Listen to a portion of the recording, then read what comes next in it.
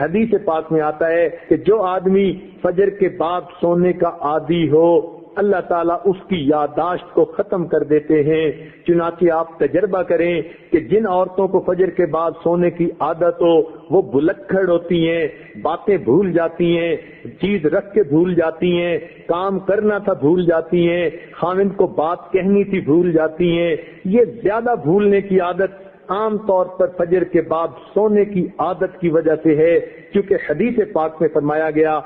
اور بعض روایات میں تو یہ بھی آیا کہ حلال رزق ان کے لیے تنگ کر دیا جاتا ہے، لہذا ان کو ادھر ادھر کا ملا جلا تو بہت کچھ مل جائے گا، حلال رزق کے دروازے بند کر دیے جائیں گے فجر کے بعد سونے والوں کے لیے۔ ہاں کوئی آدمی ایسا کہ جس کی ہے ہی ڈیوٹی رات کی، وہ اگر ساری رات جاگا فجر پڑھ کے سو گیا تو وہ اس بات سے خارج ہے۔ ہاں وہ اللہ والے جو راتوں کو جاگتے ہیں وہ عام طور پر اشراق کی نماز کے بعد پھر تھوڑی دیر آرام کرتے ہیں۔ اشراق کے بعد سونا بالکل ٹھیک ہے، بزرگوں کی عادت رہی ہے، مگر فجر اور اشراق کے درمیان حد الوسع نہیں سونا چاہیے، سوائے اس کے کہ رات کا حصہ انسان اتنا جاگے کہ اب یہ سوچے کہ نہیں سوؤں گا تو سارا دن مجھے کام کرنے کے اندر رکاوٹ ہوگی، پھر اس کی اجازت ہے۔ عام عادت نہیں بنانی چاہیے۔ دیکھا یہ گیا ہے کہ جن گھروں کے اندر کچھ کھانا پینا ہوتا ہے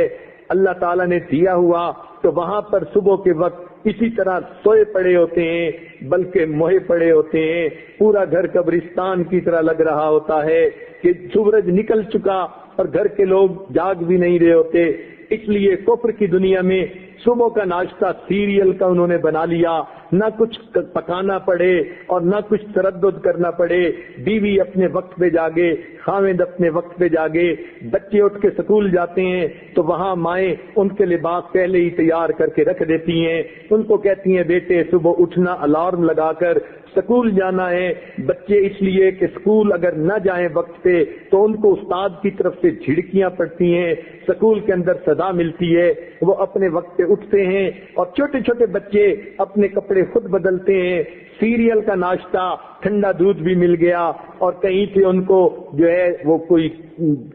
سیریل بھی مل گیا تو بچے یہی کھا کے چلے جاتے ہیں۔ تو کفر کی دنیا نے ناشتہ اس لیے آسان کر لیا تاکہ جاگنے کی تکلیف اٹھانی نہ پڑے۔ اس لیے مسلمانوں کا جو ہے معاشرہ اس میں عشاء کے بعد جلدی سونا اور صبح کے وقت جلدی جاگنا۔ چنانچہ صحابہ کرام کے زمانے میں تہجد کے وقت اگر کوئی مدینہ میں چلتا تھا تو یوں آواز آتی تھی گھر گھر سے قرآن پڑھنے کی، جیسے شہد کی مکھیاں بن بھنانے کی آواز ہوتی ہے۔ اس لیے ہمیں چاہیے ہم صبح کے وقت اٹھیں، عورتیں صبح کے وقت اٹھ کر نماز پڑھیں، اگر تہجد پڑھیں تو کیا ہی بات ہے، قرآن کی تلاوت کریں، درود شریف پڑھیں، استغفار پڑھیں۔ صبح کے وقت گھر کے اندر عبادت کا کرنا پورے دن کو جو ہے اپنے جو ہے عبادت جو ہے منور بنا دیتا ہے۔ بلکہ ہم نے تو بعض بزرگوں کا یہ عمل بھی دیکھا، وہ فرماتے ہیں کہ جس آدمی کی فجر کی نماز قضا ہوتی ہے وہ آدمی کا دن زندگی کا منحوس دن ہوا کرتا ہے۔ چنانچہ ایک آدمی نے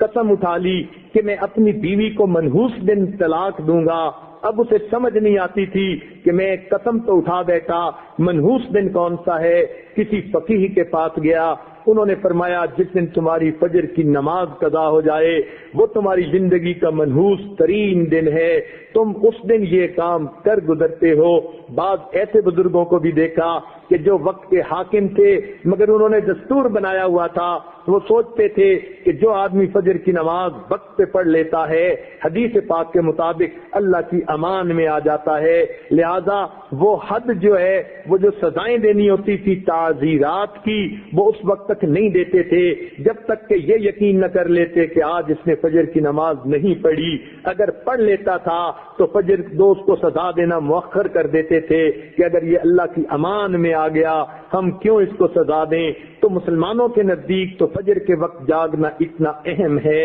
لہذا عورتوں کو یہ بات مشورے کے طور پر پیش کی جاتی ہے، زندگی کی ترتیب کو سنت کی ترتیب پر لانے کی کوشش فرمائیں، اور اس کا بہترین طریقہ یہ ہے کہ رات کو سوئیں اور دن کو جاگیں، عشاء کے بعد کام جتنا جلدی سمیٹ سکیں جلدی سونے کی عادت اپنائیں، تاکہ تہجد میں فجر میں آنکھ کھلے، انسان کے جسم کی نیند آرام کا تقاضا بھی پورا ہو جائے، اور صبح کے وقت پھر آنکھ کھلے تو اللہ تعالیٰ کا حکم بھی پورا ہو جائے۔ اس طرح انسان کی زندگی پرسکون گزرتی ہے۔